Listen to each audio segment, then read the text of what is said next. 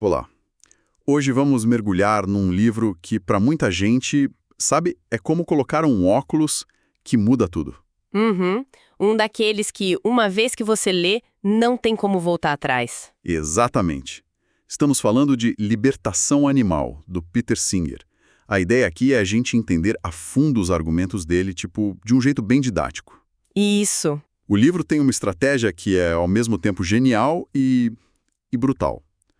Primeiro, ele nos dá uma lente nova, um conceito que ele chama de especismo. E depois ele nos força a usar essa lente para olhar para lugares que, sinceramente, a gente prefere não ver. É isso. E uma vez que se vê, não dá para desver. Exatamente. E o interessante é que ele não começa com um apelo emocional, nada de fotos tristes no início. Ele começa como um filósofo, sabe? Construindo um argumento lógico. Tijolo por tijolo. Isso. A ideia é convencer pela razão, para que, quando ele mostrar a realidade crua, a gente veja aquilo não só como triste, mas como eticamente errado. Essa base filosófica é a chave de tudo. Certo, então vamos por aí. O livro abre com essa palavra, que hoje é até mais conhecida, mas na época foi revolucionária, especismo. Como a gente pode explicar isso de um jeito simples? Olha, da forma mais direta, especismo é um preconceito.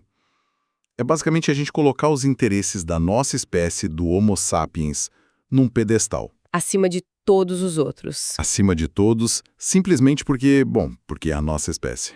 Ele faz um paralelo direto com o racismo e o sexismo, o que é bem provocador. Certo. Ele argumenta que, assim como a gente usou cor da pele ou gênero para oprimir, e hoje a gente acha isso um absurdo. Sim, claro. A pergunta que ele faz é: por que a espécie seria uma linha diferente? Por que ser de outra espécie é um critério válido para ignorar o sofrimento de alguém? Entendi. A espécie é tão arbitrária quanto a cor da pele para decidir quem merece consideração moral. Mas se não é a espécie e também não é a inteligência, qual é a linha que o livro traça? O que faz um ser merecer essa consideração? A linha é bem mais simples e, ao mesmo tempo, muito mais ampla. É a capacidade de sofrer. A capacidade de sofrer. Isso. Ele resgata uma citação do filósofo Jeremy Bentham, que é a chave de tudo. Bentham disse: a questão não é eles podem raciocinar, nem eles podem falar, mas sim eles podem sofrer. Faz todo o sentido. Se um ser tem um sistema nervoso, se ele pode sentir dor, medo ou prazer, ele tem interesses. O interesse mais básico é não sentir dor. E ignorar isso só porque ele não fala português, bom, para o Singer, isso é a essência do especismo. É uma virada de chave, né? Tira o foco das nossas réguas humanas, tipo inteligência, e coloca no que é universal, a capacidade de sentir. A senciência, exatamente. E é aqui que o livro fica realmente desconfortável. Porque ele leva essa ideia ao extremo com um exemplo que deve ter sido uma bomba na época. Com certeza foi. E ainda é. É o experimento mental mais famoso dele. Ele pede para a gente imaginar dois seres. De um lado, um bebê humano com dano cerebral gravíssimo e irreversível. Ok. Ele nunca vai desenvolver autoconsciência, linguagem, nada disso. Do outro lado, um chimpanzé, adulto, saudável, inteligente, com vida social. Nossa, já é uma comparação difícil de engolir. E essa é a intenção. O exemplo é genial porque ele isola a variável. Ele nos força a perguntar: por que protegemos o bebê e usamos o chimpanzé num experimento doloroso? Porque o bebê é humano. Exato. A única razão é a espécie. Se a gente usasse qualquer outro critério, como consciência ou capacidade mental, o chimpanzé estaria na frente. Singer chama isso de especismo nu e cru. Ele não está dizendo pra gente tratar bebês como chimpanzés. Não, claro que não.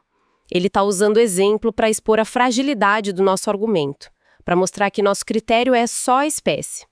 Ok, com essa base bem assentada, essa lente do especismo, o livro nos leva para o primeiro campo de provas, os laboratórios de pesquisa. Exato.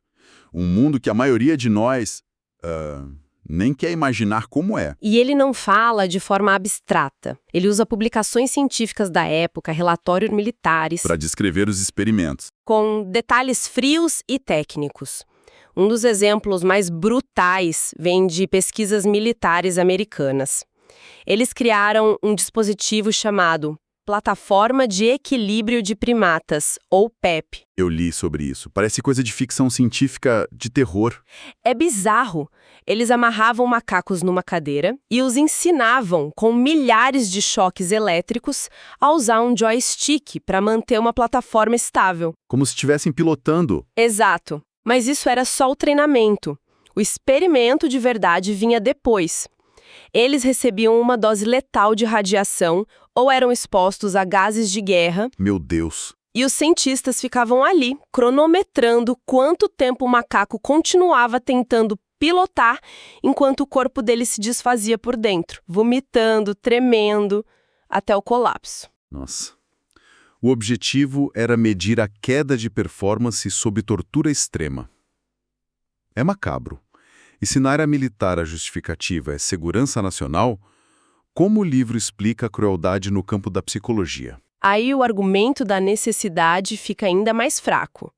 O livro detalha os experimentos do Harry Harlow com filhotes de macacos.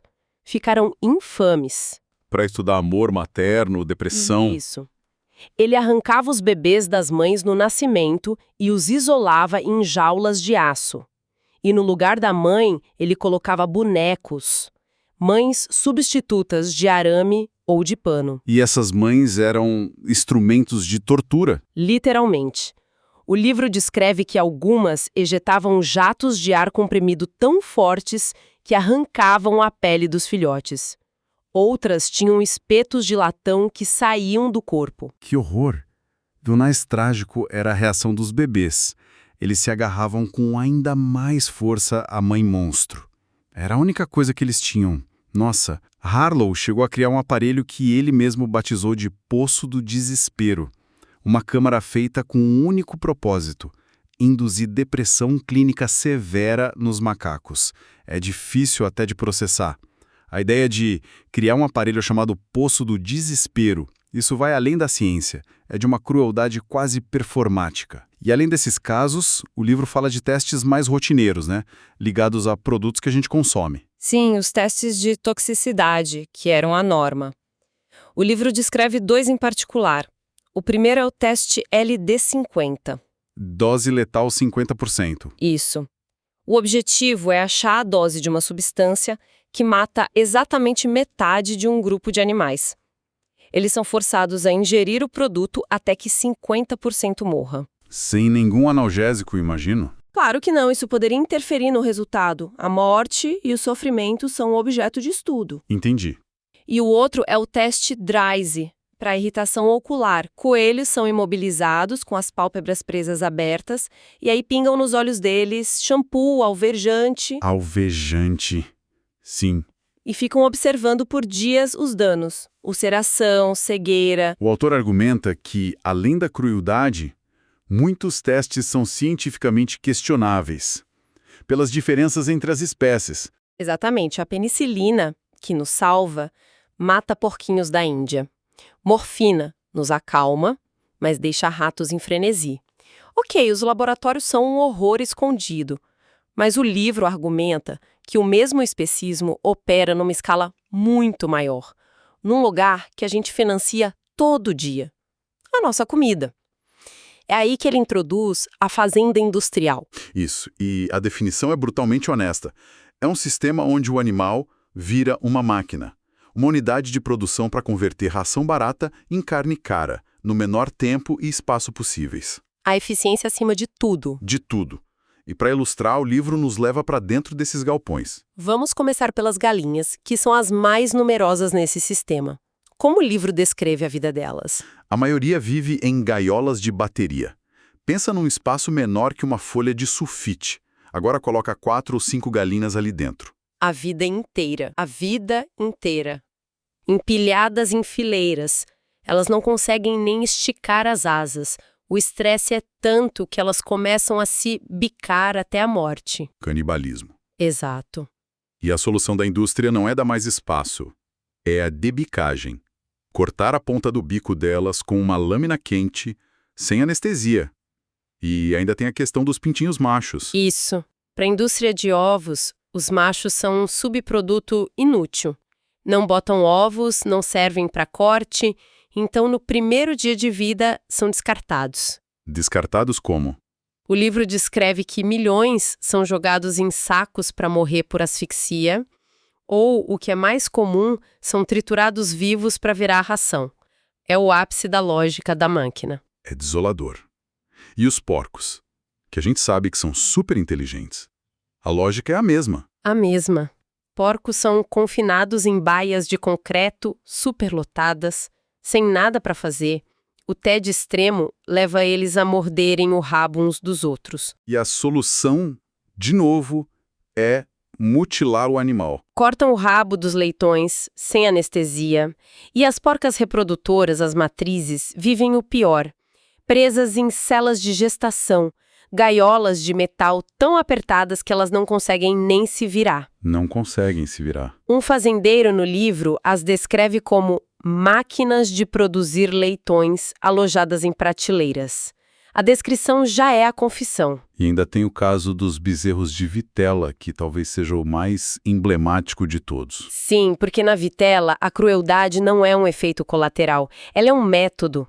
A carne é valorizada por ser pálida e macia. Para conseguir isso, o bezerro precisa ser anêmico e ter os músculos atrofiados. Então o sofrimento é planejado. Deliberadamente. Ele é separado da mãe, trancado num caixote onde não se vira para atrofiar. Recebe uma dieta líquida pobre em ferro para induzir anemia. Vive no escuro para ficar apático.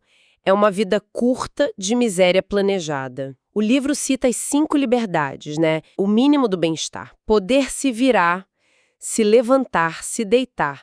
Pelo que você descreve, a fazenda industrial nega todas elas. Todas. Sistematicamente. A própria lógica industrial é incompatível com essas liberdades. Depois desse quadro todo, a pergunta é inevitável. Ok, e agora? O que eu faço? E a resposta dele é direta: boicote. Ele apresenta o vegetarianismo não só como uma escolha de compaixão, mas como a ferramenta política mais poderosa do consumidor. A lógica do mercado. E ele já apontava os custos ambientais, a ineficiência de usar grãos para alimentar animais em vez de humanos. Mas é claro que surgem as justificativas. Ah, mas sempre foi assim. O livro se antecipa a elas.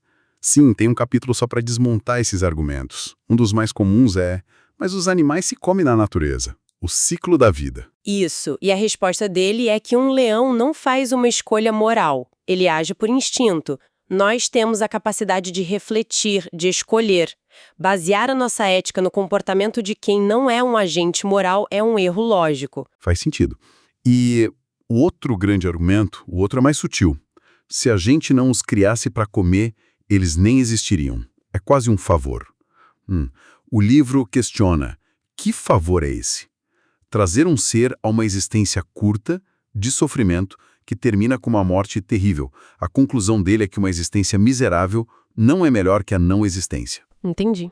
Então, o percurso é esse. A gente sai de uma ideia filosófica, o especismo, passa pela realidade chocante dos laboratórios e fazendas e chega nas nossas escolhas diárias. Isso. A mensagem final não é sobre ser amante de animais. É uma questão de justiça.